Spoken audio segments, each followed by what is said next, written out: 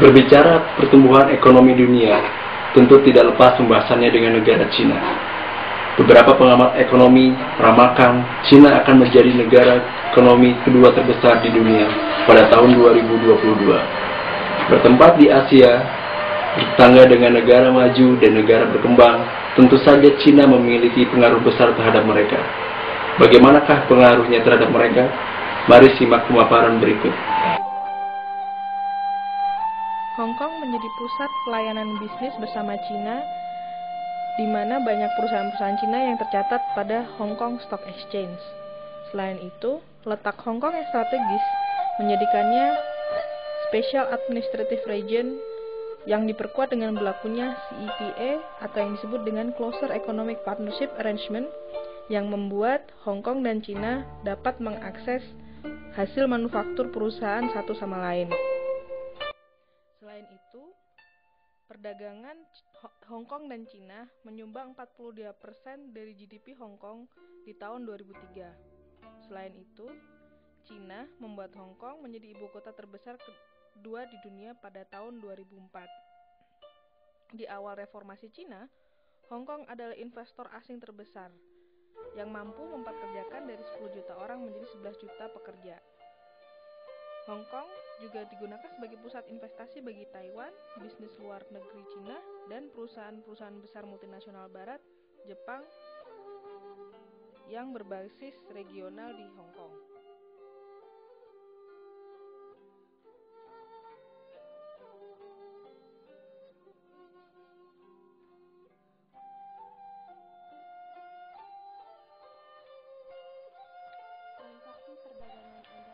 Transaksi perdagangan antara Cina dan Taiwan pada tengah tahun pertama 2004 mencapai nilai 40 miliar US dollar, lebih tinggi 33% terhadap tahun sebelumnya. Nilai ekspor Cina ke Taiwan pada masa itu juga 55% lebih besar dari tahun sebelumnya. Beberapa perusahaan Taiwan, diantaranya yang bergerak dalam garmen dan elektronik, melakukan kegiatan produksi mereka di Cina dan dilanjutkan dengan proses perakitan di Taiwan. Hubungan ekonomi antara keduanya kian meningkat setelah Cina mengeluarkan Anti-Secession Law pada tahun 2005. Di antaranya menyebutkan pemeliharaan perdamaian dalam lalu lintas perekonomian di sekitar Selat Taiwan secara keseluruhan.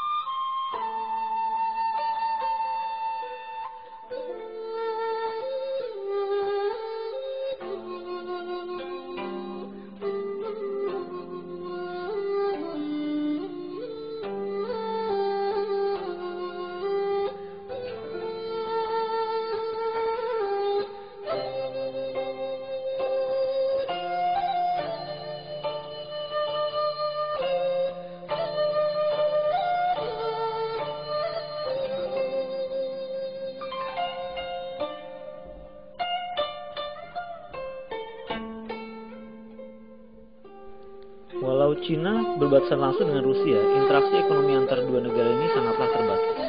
Karena Rusia memiliki banyak sumber daya alam seperti minyak, gas, mineral, dan kayu, Cina merasa perlu membangun infrastruktur antar kedua negara. Cina sempat mengejar proyek pipa minyak antara Rusia dan Cina, tetapi pihak Rusia sendiri lebih memilih untuk membuat pipa ke pantai timur, di mana minyak itu bisa dimuat di tanker ke Jepang, Cina, atau Korea.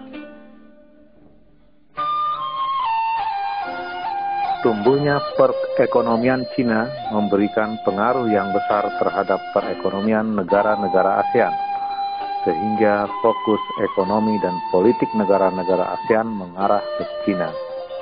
Pada November 2004, Cina dan ASEAN sepakat menandatangani perjanjian perdagangan bebas untuk tahun 2010 dengan 6 negara sebagai anggota inti ASEAN, yaitu Indonesia, Brunei, Malaysia, Singapura, Thailand, dan Filipina.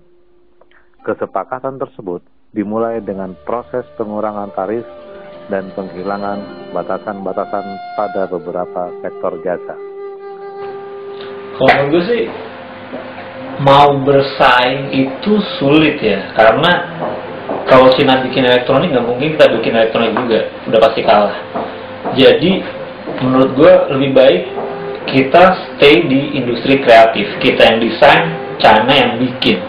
Kalau saya jadi kepala negara tersebut, mungkin hal yang saya lakukan adalah bekerja sama dengan Cina untuk mendukung sektor-sektor produksi dalam negeri, terutama di bidang industri. Kemudian hal ini sebagai fungsi support bagian-bagian produksi yang tidak bisa didukung oleh industri domestik. Panjangnya.